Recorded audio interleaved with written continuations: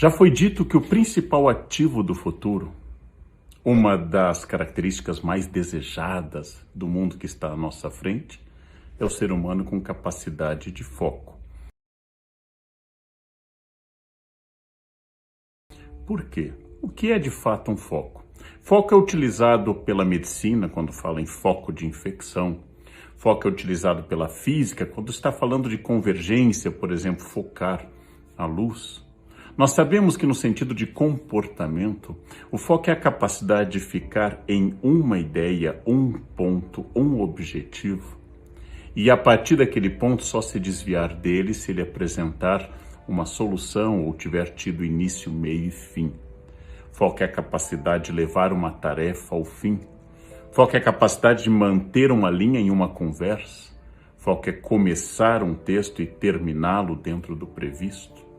Foco é a capacidade que eu tenho de não me desviar da meta original. Foco tem muitos significados, mas talvez a gente viva a era mais grave da falta de foco. Por quê? Nunca tivemos tantos estímulos. Nunca tivemos tantas coisas ao nosso redor, especialmente celulares, que trazem músicas, imagens, mensagens. Eu estou ali ouvindo uma música e entra uma notificação e eu vou ver, é de uma rede social e a minha foto foi vista. Isso se transformou hoje em uma verdadeira doença. A falta de foco se transformou hoje em uma característica em um mundo no qual tudo está sendo desviado a todo instante. E assim as pessoas não conseguem manter uma linha reta.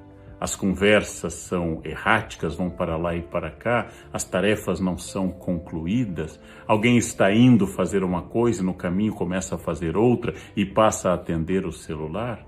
Alguém se distrai e erra gravemente no trânsito, erra gravemente em alguma atividade porque estava sem foco. Talvez o foco seja, de fato, um grande desafio. Vamos fazer algumas distinções. Às vezes o aluno, eu tenho uma longa experiência como professor, às vezes o aluno está na sala de aula distraído, olhando para lá e para cá, não presta atenção. E os professores começam a dizer, ele não tem interesse, ou ele tem déficit de atenção, ou ele tem um transtorno de déficit de atenção com hiperatividade. Às vezes não. Às vezes apenas a aula é chata.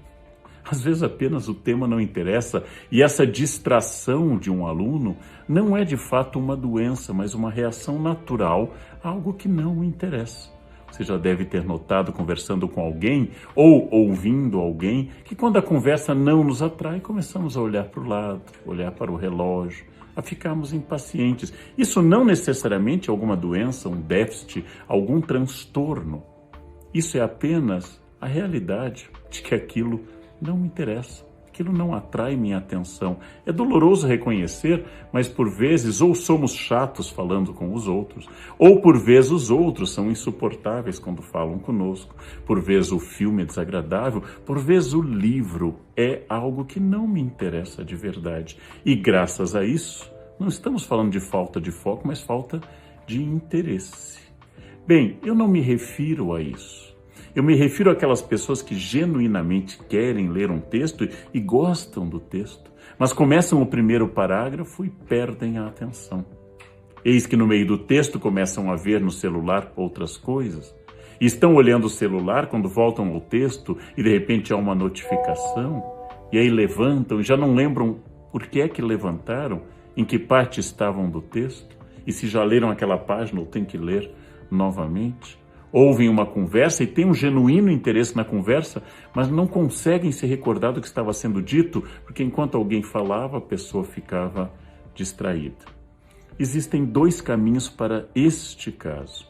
O primeiro é que se for uma questão repetitiva, você realmente gostaria de prestar atenção, o tema lhe seduz, mas tudo lhe distrai, seria bom procurar um profissional.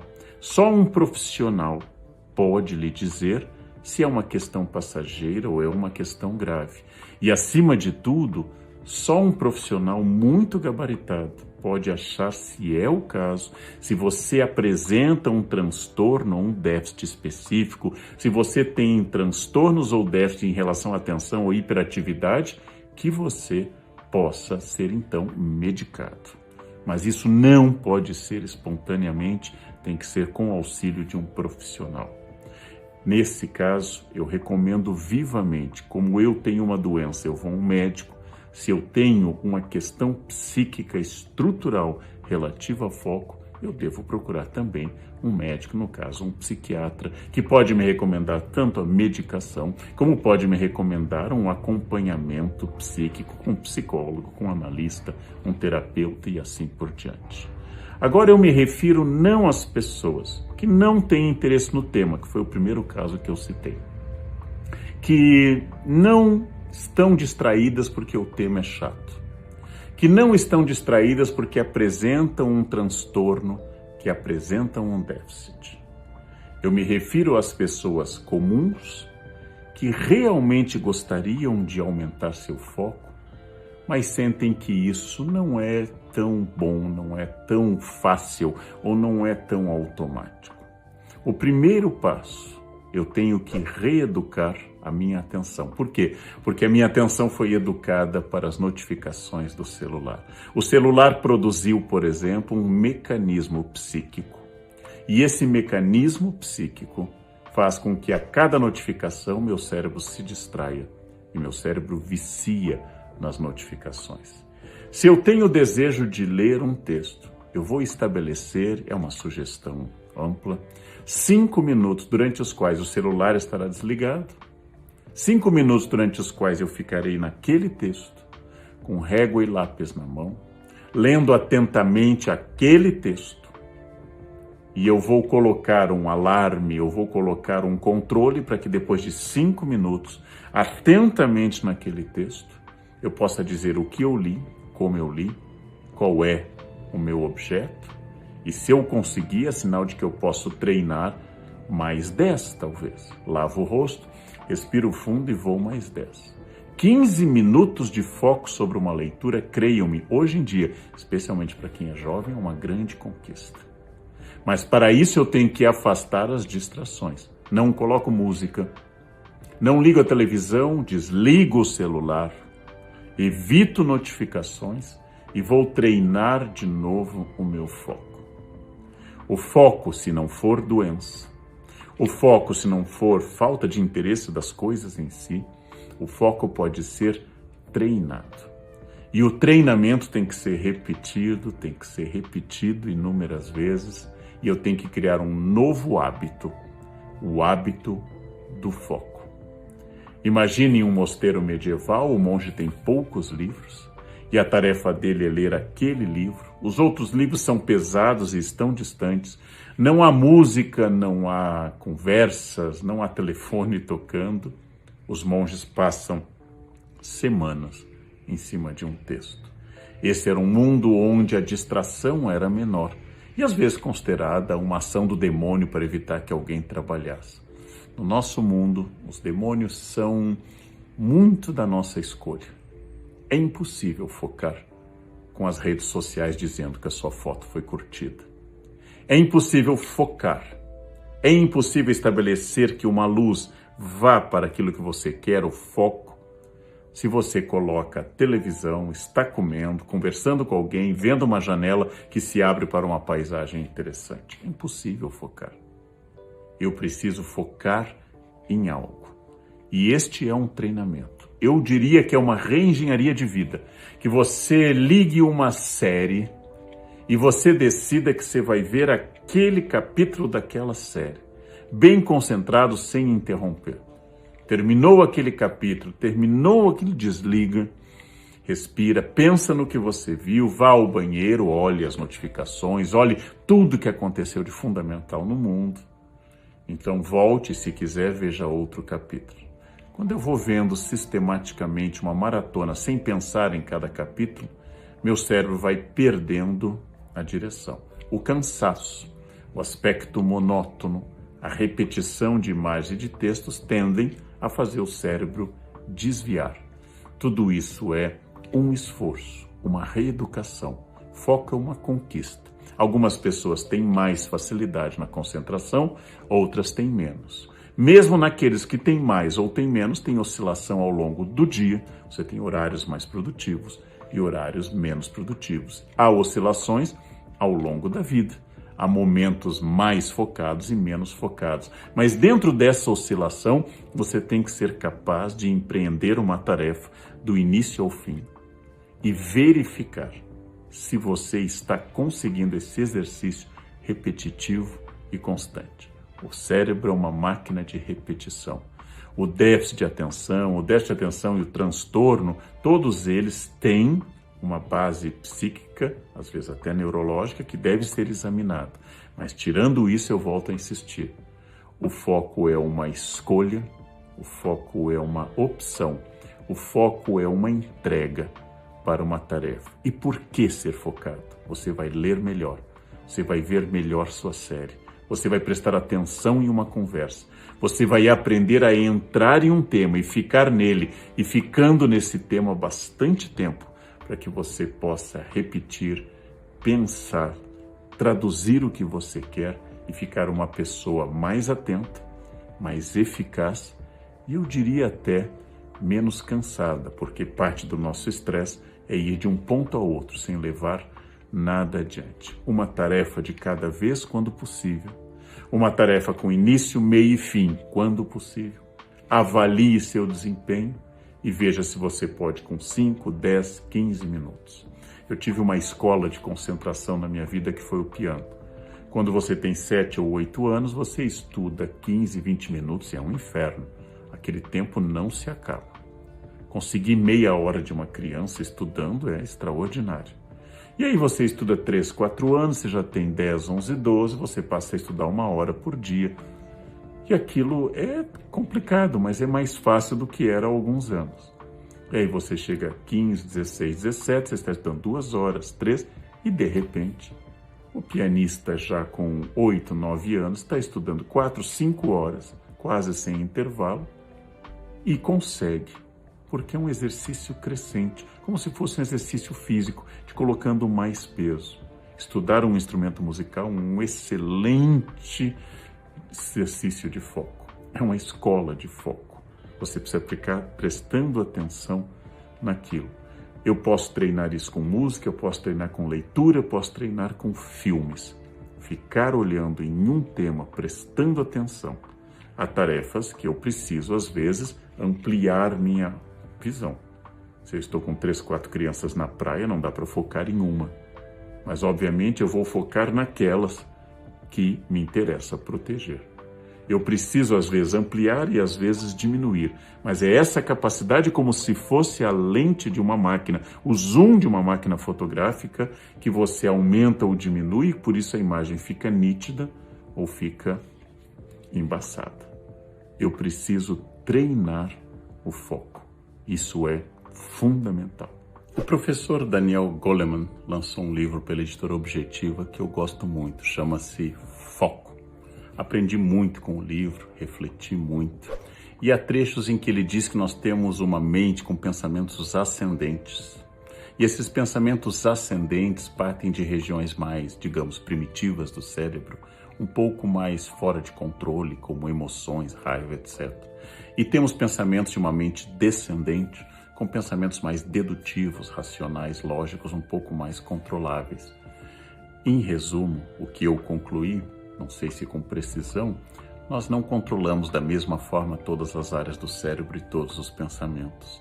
Então, necessariamente, em algum momento, algo vai me surpreender e me distrair. O cérebro foi treinado desde milhões de anos para buscar movimentos suspeitos, por exemplo, uma porta que se abre, um barulho súbito, meu cérebro sobe, absolutamente. Então eu lembrei de um grande pregador protestante, John Donne, que é um anglicano do século XVII, que escreveu uma vez que ele está lá ajoelhado, ele é um teólogo de grande renome, ele está lá ajoelhado num lugar e de repente passa uma mosca e ele se distrai acompanhando a mosca e diz: eu, um teólogo, um especialista na palavra de Deus, ajoelhado diante do Criador, não consigo deixar de me distrair. É quase que um consolo para todos nós. Nós temos imensa dificuldade com isso, o foco. E é claro que ele pode ser treinado, mas ele não está 100% sob controle. Mas ele pode ser estimulado. Então também diz o professor do livro Foco que nós temos um foco interno, que é a minha capacidade de pensar nas minhas questões pessoais e ficar seguindo um caminho de autoanálise, por exemplo, de reflexão comigo mesmo, de me conhecer ou avaliar o que eu fiz e o que eu disse. Este é o foco interno. Existe um foco no outro, que é a minha capacidade de acompanhar uma conversa, olhar para uma pessoa, esperar minha vez, não ficar interrompendo. Existe um foco no outro. E finalmente ele distingue um terceiro foco, que é o foco geral no meio ambiente, o foco amplo, que é o foco na sociedade, na cidade, no ambiente e assim por diante. As situações em que ele é mais necessário. Eu tenho que treinar um foco de meditação interna, eu tenho que treinar um foco de atenção à fala, às atitudes e aos gestos do outro.